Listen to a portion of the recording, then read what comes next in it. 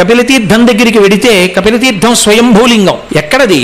ఎక్కడో పాతాళలోకంలో భోగవతి అనబడేటటువంటి పేరుతో ఉన్నటువంటి గంగానది ఒడ్డున కపిల మహర్షి తపస్సు చేస్తుండేవారు. ఒకప్పుడు భోగవతిగా ఉన్నటువంటి గంగ పైకి రావడం మొదలుపెట్టింది భూలోకంలోకి. ఆ గంగ పైకి వస్తుంటే గంగతో పాటు శంకరుడు కూడా పాతాళలోకంలోంచి పైకి వచ్చేసాడు. వచ్చి అది భూమిని భేదించుకుని భూమిలోంచి పైకి వెళ్ళిపోతోంది. అప్పుడు గబగబా కామధేను వెళ్ళింది. వెళ్ళి తన డెక్క ఆయన తల మీద పెట్టి మా వర్ధస్య, ఇంకా పెరగవద్దు అని అడిగింది.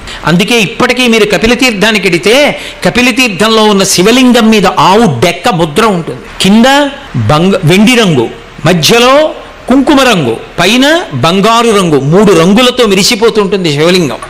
అదే కపిలలింగం. అక్కడ ఉన్న కపిల తీర్థమే సాక్షాత్తుగా భోగవతి నది కింద ఉన్న గంగ పైకి ఉబికింది. అందుకే కార్తీక మాసంలో వచ్చేటటువంటి పర్వదినాల్లో